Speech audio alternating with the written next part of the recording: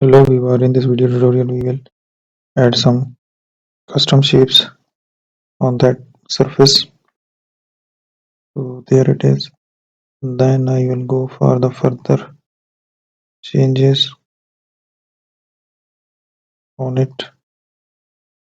So we will change the pattern to fill up that shape.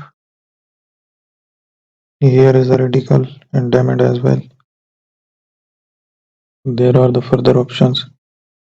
We have this steric, but change the pattern for itself. Here are the more options that it is.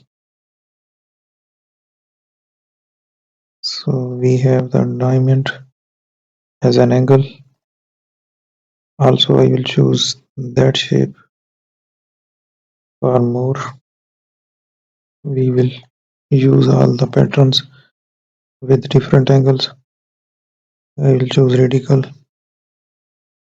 so that it is.